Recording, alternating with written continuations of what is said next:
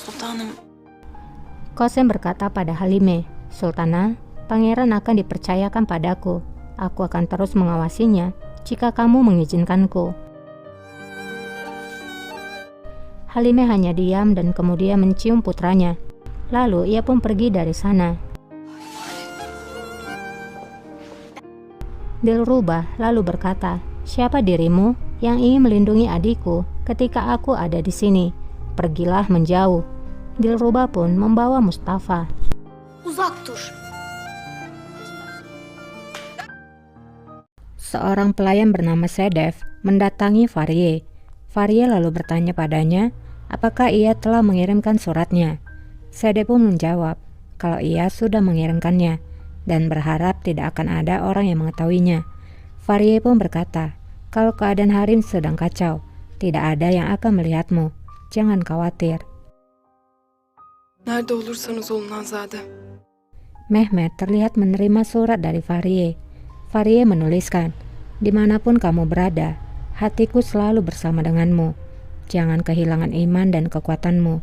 Aku akan mencari cara untuk mengeluarkanmu dari sana, dan kita akan bertemu kembali, seperti air yang bertemu dengan tanah." Kavuşması gibi.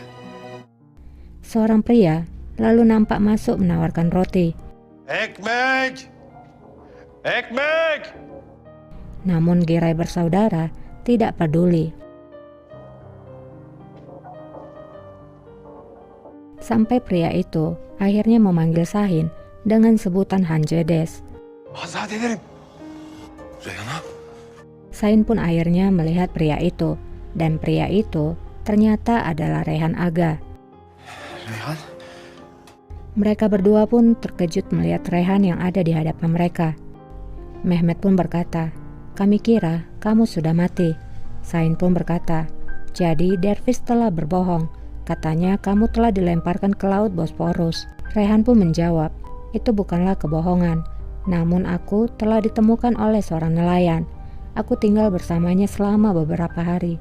Dia merawatku dan menyembuhkanku. Aku akhirnya kembali. Aku datang untuk membalas dendam kepada Dervis Pasa." Sahin pun berkata, "Kamu cukup mengeluarkan kami dari sini dan itu sudah cukup. Aku sendiri yang akan mengurus Dervis Pasa." Reyhan pun menjawab, "Itulah mengapa aku berada di sini. Aku telah menemukan cara untuk mengeluarkanmu." Mehmet pun bertanya, "Bagaimana? Beritahukan kami." Reyhan pun menjawab, "Aku harus bertemu dengan Faryeh Sultan. Surat darimu sudah cukup." Kafi olur. Mehmet pun berkata, "Itu mudah, namun beritahukan kami apa rencanamu. Aku akan mempertemukanmu entah bagaimana caranya." Hacı!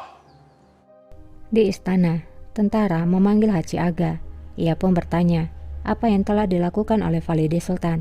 Fayyamı zindana atılmış. Teman-teman kami telah dimasukkan ke dalam penjara. Haji pun menjawab, itu dianggap pantas oleh Valide Sultan. Tentara itu pun berkata, "Tidak semudah itu Haji A. Valide Sultan tidak boleh melakukan sesuatu sesuka hatinya.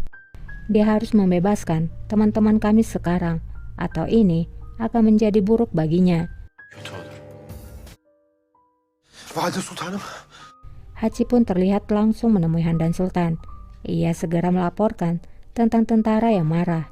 Handan pun bertanya, memangnya apa yang terjadi? Haji pun menjawab, tentara telah menemuiku dan mengancamku. Alenen tehdit ettiler. Handan pun menjawab, dasar pengkhianat, siapa mereka? Penjarakan mereka. Haji pun berkata, Valide Sultan itu akan membuat keadaan semakin memburuk. Mereka nampaknya mencari alasan untuk membuat pemberontakan. Ne yapacağız peki?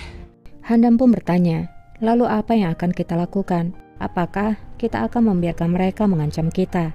Haji pun menjawab, aku tahu cara menghentikan mereka. Aku menyarankanmu untuk memberikan apa yang mereka inginkan.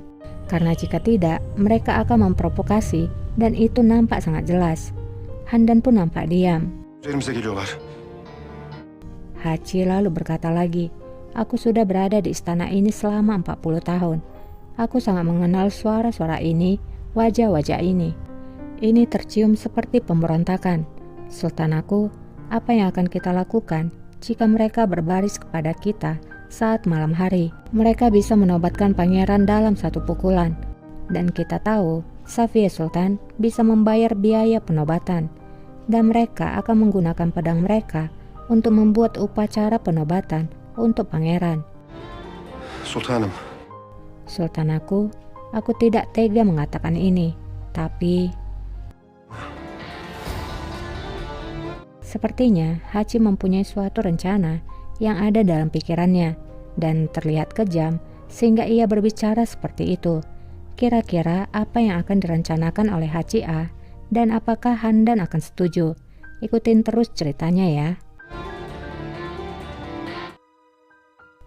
Di lorong istana, terlihat seorang tentara memanggil penjaga. Ia memberikan melati kepada Aga itu, di mana ia mengatakan kalau itu adalah perintah dari sultananya untuk pergi ke ruangan Pangeran Mustafa. Mustafa'nın adasına gireceksin. Di tempat lain, Raja dan rombongannya telah tiba di kediaman Bandit Jalali. Raja mengatakan pada Zulfikar kalau mereka harus melakukannya dengan diam-diam. Jika mereka mengetahui kita berada di sini, maka mereka bisa membunuh kita. Zulfikar pun menjawab, "Jangan khawatir rajaku. Pertama-tama, aku akan mengirimkan orang-orang terbaikku." Namun raja berkata, "Aku datang kemari bukan hanya untuk menonton." Kembali ke istana, Qasem sedang bersama Mustafa. Ia melihat Mustafa hanya berdiam diri. Ne getirdim? Qasem pun memberikan kacang kenari, makanan kesukaan dari pangeran. Namun pangeran menjawab, "Aku tidak mau memakannya jika tidak ada ibu." Qasem pun menjawab, "Baiklah kalau begitu, aku akan memakan semuanya." Qasem pun mengupas kenari itu dan hendak memakannya. Namun pangeran melihatnya. Pangeran akhirnya meminta kacang itu.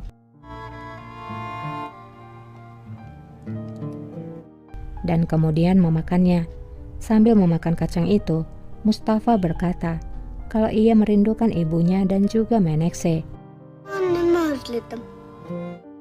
Qasem pun menjawab, "Aku juga merindukan ibuku, ayahku dan adikku, dan juga raja."